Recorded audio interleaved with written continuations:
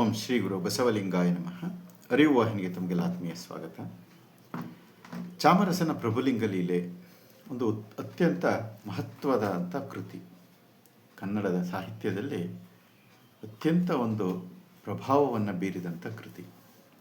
ಆ ಕೃತಿಯ ಆರಂಭದಲ್ಲಿ ಅದು ಏನು ಹೇಳ್ತಾ, ಒಟ್ಟಾರೆ ಏನು ಹೇಳ್ತಾರೆ, ಚಾಮರಸನ ಪ್ರಭುಲಿಂಗ ಲೀಲೆ ಪ್ರಭು ಅಲ್ಲಮಪ್ರಭುಗಳ ಒಂದು ಜೀವನ ವೃತ್ತಾಂತವನ್ನು, ಅವರ ಸಾಧನೆಯನ್ನು ಚಿತ್ರಿಸುವಂಥ ಒಂದು ಮಹಾಕಾವ್ಯ.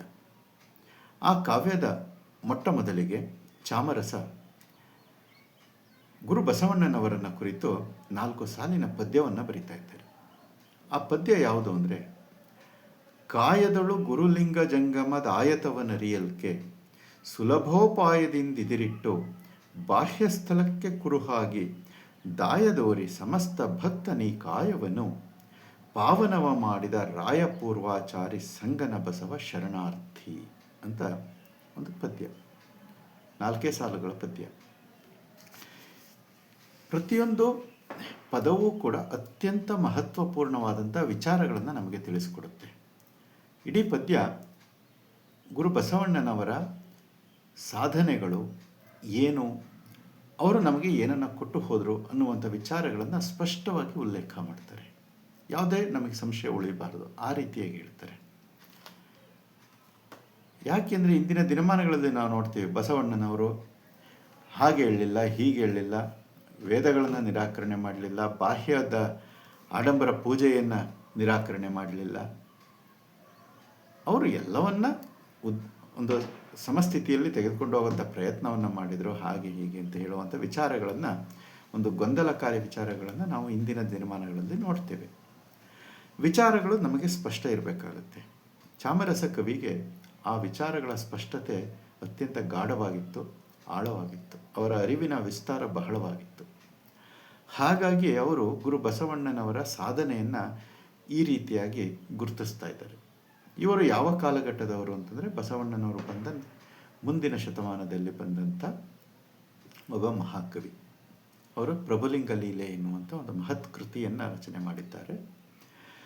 ಈಗ ಈ ಪದ್ಯವನ್ನು ಕುರಿತು ನಾವು ಚಿಂತನೆಯನ್ನು ಮಾಡೋಣ. ಇದರಲ್ಲಿ ಬರುವಂಥ ಪ್ರತಿಯೊಂದು ಪದವೂ ಕೂಡ ಅತ್ಯಂತ ಮಹತ್ವವಾದಂಥದ್ದು. ಈ 4 ಸಾಲಿನ ಪದ್ಯವನ್ನು ನಾವು ಸರಿಯಾಗಿ ಅರ್ಥ ಮಾಡಿಕೊಂಡ್ರೆ, ಗುರು ಬಸವಣ್ಣನವರನ್ನ ನಾವು ಎಲ್ಲಿಯೂ ಕೂಡ ತಪ್ಪಾಗಿ ಅರ್ಥ ಮಾಡಿಕೊಳ್ಳುವಂಥ ಪ್ರಸಂಗ ಉದ್ಭವ ಆಗೋದಿಲ್ಲ. ಆ ನೆಲೆಯಲ್ಲಿ ನಾವು ಈ ವಿಚಾರವನ್ನು ತಿಳ್ಕೊಳ್ಳೋ ಪ್ರಯತ್ನವನ್ನು ಮಾಡೋಣ.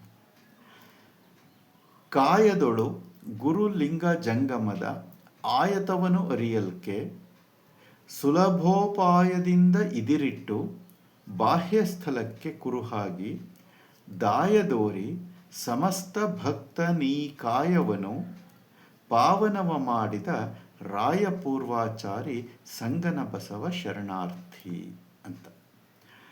ಕಾಯದೊಳು, ಇಲ್ಲಿ ಮೊದಲಿಗೆ ಕಾಯ. ಕಾಯ ಅಂದರೆ ನಾವೇನು ಅರ್ಥ ಮಾಡ್ಕೋಬೇಕು? ಇಲ್ಲಿ ಶರೀರದೊಳು ಅಂತ ಹೇಳಲಿಲ್ಲ, ಅಂಗದೊಳು ಅಂತ ಹೇಳಲಿಲ್ಲ, ಬೇರೆ ಪದಪ್ರಯೋಗ ಮಾಡಿಲ್ಲ. ಅವರು ಕಾಯದೊಳು ಅಂತ ಸ್ಪಷ್ಟವಾಗಿ ಉಲ್ಲೇಖ ಮಾಡಿದ್ದಾರೆ. ವಚನಗಳಲ್ಲೂ ಕಾಯ ಅನ್ನುವಂಥ ಪದ ಬಹಳ ವಿಸ್ತಾರವಾಗಿ ಬರುತ್ತೆ. ಕಾಯಕವೇ ಕೈಲಾಸ, ಕಾಯವೇ ಕೈಲಾಸ ಅನ್ನುವಂಥ ವಿಚಾರಗಳು ಹಲವಾರು ಕಡೆ ಬರುತ್ತೆ.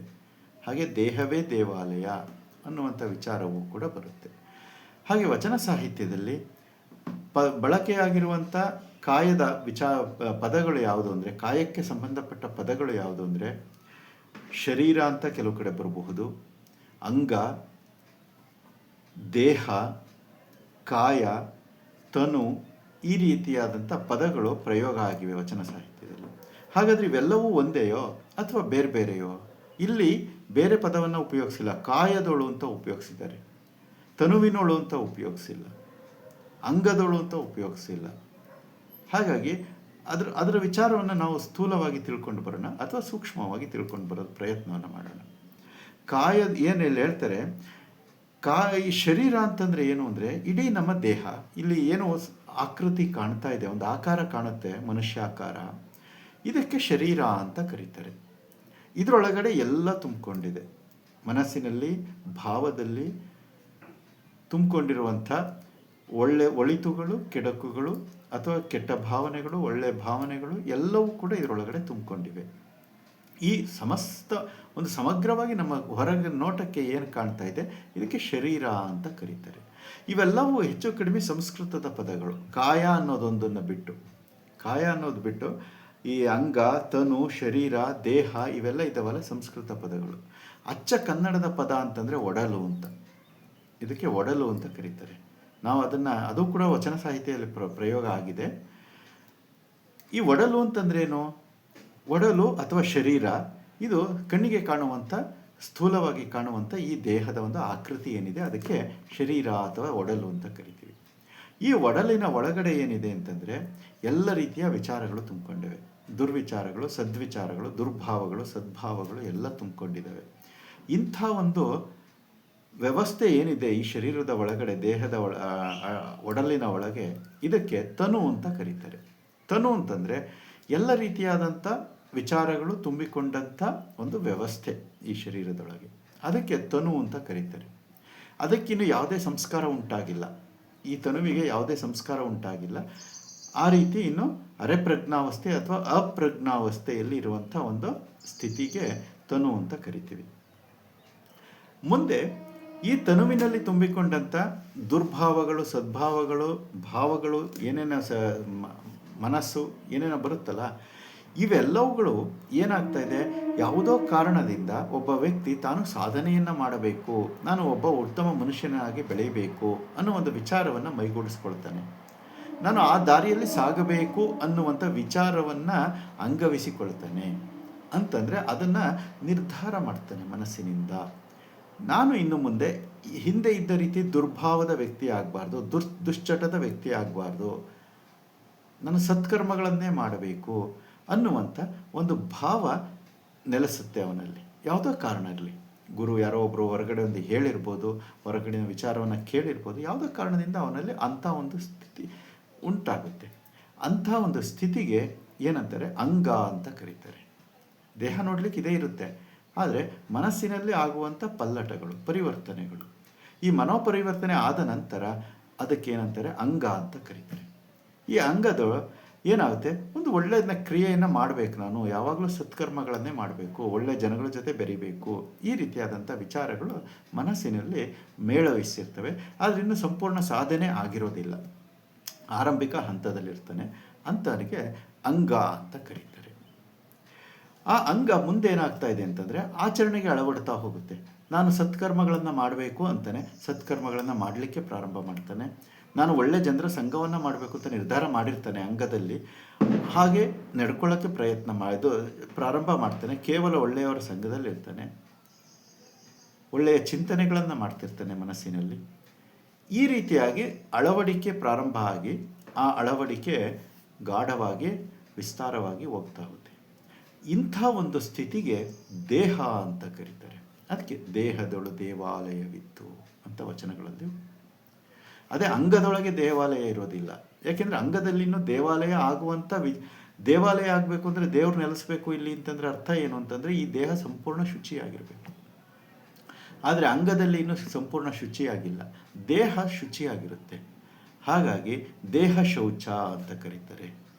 ದೇಹ ಹಾಗೆ ಶೌಚಗೊಂಡು ಎಲ್ಲವನ್ನು ಮಲಿನವನ್ನು ತೊಳೆದುಕೊಂಡು ನಿರ್ಮಲವಾದಂಥ ಆ ಶರೀರ ಅಥವಾ ಒಡಲು ಏನಿದೆ, ಆ ನಿರ್ಮಲವಾದಂಥ ಒಡಲಿಗೆ ಇಲ್ಲಿ ದೇಹ ಅಂತ ಕರೀತಾರೆ. ಇಂಥ ದೇಹದಲ್ಲಿ ದೇವರು ಇರ್ತಾನೆ ಅನ್ನುವಂಥ ಶರಣರ ಒಂದು ವಿಚಾರ. ಅಂದರೆ ದೇವರು ಎಲ್ಲ ಕಡೆ ಚೈತನ್ಯ ಇದ್ದರೂ ಕೂಡ ನಮ್ಮ ಭಾವ ಪಕ್ವ ಆಗ್ತಾ ಹೋಗ್ತಾ ಇರೋದು, ನಮ್ಮ ಭಾವ ಪಲ್ಲಟವಾಗ್ತಾ ಹೋಗ್ತಾ ಇದೆ. ಅರೆಪ್ರಜ್ಞಾವಸ್ಥೆ ಅಥವಾ ಅಪ್ರಜ್ಞಾವಸ್ಥೆಯಿಂದ ಪ್ರಜ್ಞಾವಸ್ಥೆ ಕಡೆಗೆ ನಾವು ಸಾಗ್ತಾ ಹೋಗ್ತಾ ಇದ್ದೇವೆ. ಅಂಥ ಒಂದು ಸನ್ನಿವೇಶದಲ್ಲಿ ಈ ಒಡಲಿಗೆ ದೇಹ ಅಂತ ಕರೀತಾರೆ. ಮುಂದೆ ಏನಾಗ್ತಾ ಇದೆ, ಅದು ಕಾಯವಾಗ್ತಾ ಇದೆ. ಕಾಯ ಅಂತಂದರೆ ಏನು ಅಂದರೆ ಅದರಲ್ಲಿ ಸ್ವಲ್ಪವೂ ಕೂಡ ಮಾಲಿನ್ಯ ಇಲ್ಲ, ಸ್ವಲ್ಪವೂ ಕೂಡ ಮಾಲಿನ್ಯ ಇಲ್ಲ, ಎಲ್ಲವೂ ಸಿದ್ಧಿಸಿರುವಂಥ ಒಂದು ಸ್ಥಿತಿ. ಅಂಥ ಸ್ಥಿತಿಗೆ, ಒಡಲಿನ ಸ್ಥಿತಿಗೆ ಕಾಯ ಅಂತ ಕರೀತಾರೆ. ಅತ್ಯಂತ ಪವಿತ್ರಗೊಂಡಂಥ ಒಂದು ದೇಹ. ಇದರಲ್ಲಿ ಯಾವುದೇ ರೀತಿಯ ಮಾಲಿನ್ಯ ಇಲ್ಲ, ದುಶ್ಚಟಗಳಿಲ್ಲ, ದುರ್ಭಾವಗಳಿಲ್ಲ, ದುರ್ನಡತೆಗಳಿಲ್ಲ, ದುಶ್ಚಿಂತನೆಗಳಿಲ್ಲ. ಇಂಥ ಒಂದು ಸ್ಥಿತಿಗೆ ಕಾಯ ಅಂತಾರೆ. ಹಾಗಾಗಿ ಕಾಯವೇ, ಇಂಥ ಕಾಯದಿಂದ ಮಾಡುವ ಕ್ರಿಯೆಗಳೆಲ್ಲವೂ ಕೂಡ ಕಾಯಕ. ಈ ದೇಹದಿಂದ, ಈ ತನುವಿನಿಂದ ಮಾಡುವಂಥದ್ದು, ಈ ಅಂಗದಿಂದ ಮಾಡುವಂಥ ಕ್ರಿಯೆಗಳು ಕಾಯಕ ಆಗೋದಿಲ್ಲ.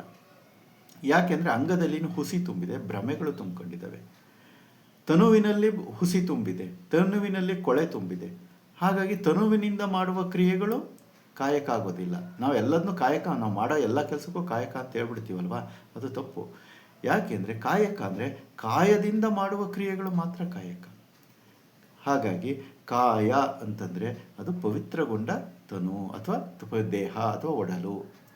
ಹಾಗೆ ಇಂಥ ಪವಿತ್ರವಾದಂಥ ಒಡಲಿಂದ ಮಾಡುವಂಥ ಕ್ರಿಯೆಗಳಿಗೆ ಕಾಯಕ ಅಂತ ಶರಣರು ಕರೆದಿದ್ದಾರೆ.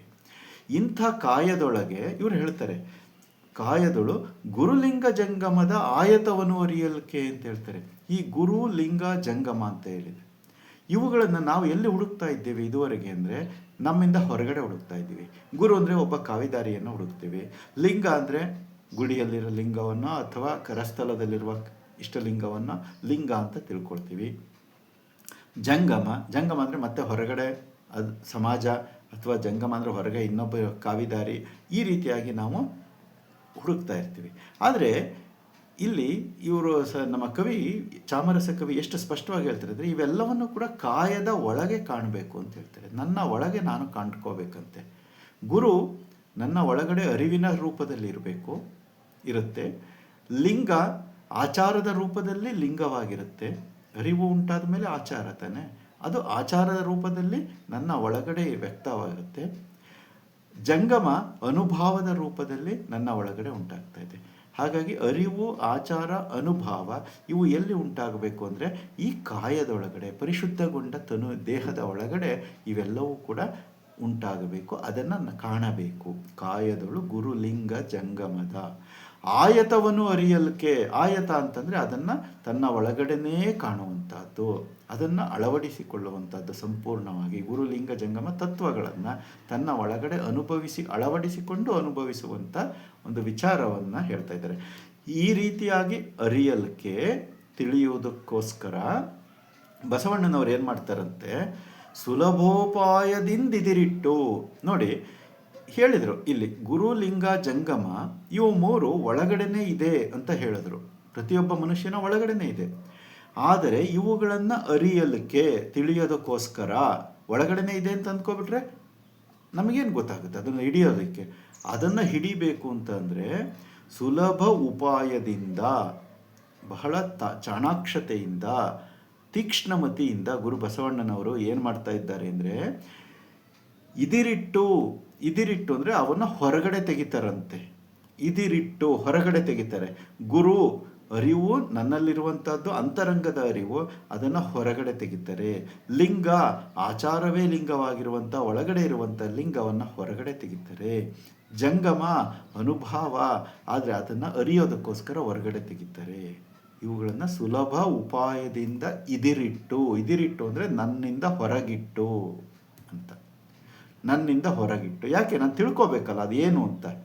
ನಾನು ತಿಳ್ಕೊಂಡಿದ್ದೀನಿ, ನಾನು ಒಳಗಿದೆ ಅಂತ ಹೇಳ್ಕೊತೀನಿ. ಒಳಗೆ ಏನಿದೆ ಅಂತ ನನಗೆ ಗೊತ್ತಿಲ್ಲ. ಹಾಗೆ ಒಳಗಿರುವ ವಿಚಾರವನ್ನು ಸರಿಯಾಗಿ ತಿಳ್ಕೊಳ್ಳೋದಕ್ಕೋಸ್ಕರ ಸುಲಭ ಉಪಾಯದಿಂದ ಇದಿರಿಟ್ಟು, ಹೊರಗಡೆ ಇಟ್ಟು, ಬಾಹ್ಯ ಸ್ಥಳಕ್ಕೆ ಕುರುಹಾಗಿ, ಹೊರಗೆ, ಬಾಹ್ಯ ಸ್ಥಳ ಅಂದರೆ ಹೊರಗೆ, ತನ್ನನ್ನು ಬಿಟ್ಟು ಹೊರಗೆ, ಕುರುಹಾಗಿ ಅಂದರೆ ಕುರುಹು ಏನಿಲ್ಲಿ? ಕರಸ್ಥಲದ ಇಷ್ಟಲಿಂಗ. ಈ ಕರಸ್ಥಲದ ಇಷ್ಟಲಿಂಗದಲ್ಲಿ ಗುರು ಲಿಂಗ ಜಂಗಮವನ್ನು ಕಾಣಬೇಕು ಅಂತ ಮೊದಲು ಕೊಡ್ತಾರೆ, ಆರಂಭಿಕ ಹಂತ. ಕರಸ್ಥಲಕ್ಕೆ, ಬಾಹ್ಯ ಸ್ಥಳಕ್ಕೆ ಕುರುಹಾಗಿ, ಇಷ್ಟಲಿಂಗವಾಗಿ, ದಾಯದೋರಿ ಅದನ್ನು ಅಲ್ಲಿ ತೆಗೆದುಕೊಂಡು ಬಂದು ಅರಿವನ್ನು ತೋರಿ, ಸಮಸ್ತ ಭಕ್ತ ನೀಕಾಯವನು, ಸಮಸ್ತ ಈ ಇಡೀ ದೇಹವನ್ನು, ಸಮಸ್ತ ಅಂದ್ರೆ ಏನು? ಇಡೀ ದೇಹ. ಭಕ್ತನ ಈ ಕಾಯವನ್ನು, ಈ ಕಾಯ, ಈ ಭಕ್ತ ನಿಕಾಯವನು ಅಂತಂದರೆ ಕೆಲವು ಕಡೆ ಭಕ್ತ ನಿಕಾಯವನು ಅಂತ. ನಿಕಾಯ ಅನ್ನೋದಕ್ಕೆ ಅರ್ಥ ಇಲ್ಲ. ಭಕ್ತನ ಈ ಕಾಯವನ್ನು ಅಂತ ಬಿಡಿಸಿ ಓದ್ಕೋಬೇಕಾಗತ್ತೆ. ಭಕ್ತನ ಈ ಕಾಯವನ್ನು, ದೇಹ, ಈ ಪವಿತ್ರಗೊಂಡ ಈ ದೇಹವನ್ನು ಪಾವನವ ಮಾಡಿದ, ಇದನ್ನು ಉದ್ಧರಿಸಿದ ರಾಯಪೂರ್ವಾಚಾರಿ ಸಂಗನ ಬಸವ ಶರಣಾರ್ಥಿ. ಬಸವಣ್ಣನವರು ಈ ರೀತಿ ಮಾಡಿದರಂತೆ. ಅರಿವು ಅಂತರಂಗದಲ್ಲಿದೆ, ಆಚಾರ ಅಂತರಂಗದಲ್ಲಿದೆ. ಅರಿವು ಅಂದರೆ ಗುರು ಲಿಂಗ ಜಂಗಮ ತತ್ವಗಳು ಒಳಗಡೆ ಇದ್ದಾವೆ, ಇವನ್ನ ಹೊರಗಡೆ ಹುಡುಕಬೇಡ. ಆದರೆ ಹೊರಗಡೆ ಹುಡುಕದೇ ಇದ್ದರೆ, ಹೊರಗಡೆ ಅದನ್ನು ನಮ್ಮ ಒಳಗಡೆ ಇದೆ ಅಂತಂದರೆ ಅದು ಗೊತ್ತಾಗಬೇಕು ಅಂತಂದ್ರೆ ಹೆಂಗೆ ಅಂದರೆ ಅದನ್ನು ಹೊರಗಡೆ ಇಟ್ಟು ನೋಡಬೇಕು ಅಂತ ಇಷ್ಟಲಿಂಗವನ್ನು ಕರಸ್ಥಲಕ್ಕೆ ಕೊಟ್ಟವರು ಯಾರು ಅಂದರೆ ಮೊಟ್ಟ ಮೊದಲ ಬಾರಿಗೆ ಜಗತ್ತಿನಲ್ಲಿ ಅದು ಗುರು ಬಸವಣ್ಣನವರು ಅಂತ ಚಾಮರಸ ಕವಿ ಈ ಪದ್ಯದ ಮುಖಾಂತರ ನಮಗೆ ತಿಳಿಯಪಡಿಸ್ತಾ ಇದ್ದಾರೆ. ಅತ್ಯಂತ ಒಂದು ಅರ್ಥಪೂರ್ಣವಾದಂಥ ಒಂದು ವಚನ ಅಂತಲೇ ಹೇಳ್ಬೋದು ಇದು ಕೂಡ. ಅಂಥ ಒಂದು ಕೃತಿಯನ್ನು, ಅಂಥ ಒಂದು ಸಾಹಿತ್ಯವನ್ನು ಚಾಮರಸರು ನಮಗೆ ಕೊಟ್ಟು ಹೋಗಿದ್ದಾರೆ. ಇದರಿಂದ ನಮಗೆ ಏನು ಸ್ಪಷ್ಟ ಆಗ್ತಾ ಇದೆ ಅಂತಂದರೆ, ಇಷ್ಟಲಿಂಗದ ಜನಕ ಗುರು ಬಸವಣ್ಣನವರು. ಗುರುಲಿಂಗ ಜಂಗಮವನ್ನು ಹೊರಗೆ ಸರಿಯಾಗಿ ಅರಿಲಿ ಅನ್ನುವ ಒಂದು ಕಾರಣದಿಂದ ಅದನ್ನು ಬಾಹ್ಯ ಸ್ಥಳಕ್ಕೆ ಅಂತರಂಗದಿಂದ ತೆಗೆದು ಅಂತಂದರೆ ಎಲ್ಲಿಂದ ಸಪರೇಟ್ ಮಾಡಿ ಅಂತ ಅಲ್ಲ, ಕುರುಹಾಗಿ ಇಷ್ಟಲಿಂಗವನ್ನು ಕೊಟ್ಟು ಇದು ನಿನ್ನ ಸ್ವರೂಪ ಇದೆ. ಇಷ್ಟಲಿಂಗ ಯಾವ ಸ್ವರೂಪದಲ್ಲಿದೆ? ನಿನ್ನ ಸ್ವರೂಪ ಇದೆ. ಇದನ್ನು ನೀನು ಅರಿತುಕೊಳ್ಳುವ ಮೂಲಕ, ಕನ್ನಡಿಯ ರೀತಿಯಲ್ಲಿ ಅರಿತುಕೊಳ್ಳುವ ಮೂಲಕ, ಹೇಗೆ ನಾವು ಕನ್ನಡಿಯನ್ನು ನೋಡ್ತಾ ನೋಡ್ತಾ ನಮ್ಮನ್ನು ನಾವು ಮರೆತು, ನಾವು ಕನ್ನಡಿಯನ್ನು ನೋಡ್ತಾ ನಮ್ಮನ್ನು ಶೃಂಗಾರ ಮಾಡ್ಕೊಳ್ತೀವಲ್ವ, ಹಾಗೆ ಇಷ್ಟಲಿಂಗವನ್ನು ನೋಡ್ತಾ ನೋಡ್ತಾ ನಮ್ಮನ್ನು ನಾವು ತಿದ್ದಿಕೊಳ್ಳುವಂಥ, ಪರಿಪೂರ್ಣದ ನೆಲೆಯಲ್ಲಿ ನಾವು ತೊಡಗಿಸಿಕೊಳ್ಳುವಂಥ ರೀತಿಯಲ್ಲಿ ನಾವು ನಡ್ಕೊಳ್ಬೇಕಾಗುತ್ತೆ ಅನ್ನೋ ಆ ದೃಷ್ಟಿಕೋನದಿಂದ ಗುರು ಬಸವಣ್ಣನವರು ಇಷ್ಟಲಿಂಗವನ್ನು ಕರಸ್ಥಲಕ್ಕೆ ಕುರುಹಾಗಿ ಕೊಟ್ಟರು ಮೊಟ್ಟ ಮೊದಲ ಬಾರಿಗೆ ಜಗತ್ತಿನಲ್ಲಿ ಅನ್ನುವಂಥ ವಿಚಾರವನ್ನು ಚಾಮರಸ ಕವಿ ಇಲ್ಲಿ ನಮಗೆ ಸ್ಪಷ್ಟಪಡಿಸಿದ್ದಾರೆ. ಮತ್ತು ಯಾವುದೇ ಗೊಂದಲ ನಾವು ಇಟ್ಕೊಳ್ಳೋದು ಬೇಡ. ವೀಕ್ಷಿಸಿದ್ದಕ್ಕೆ ಧನ್ಯವಾದಗಳು. ಶರಣಾರ್ಥಿ.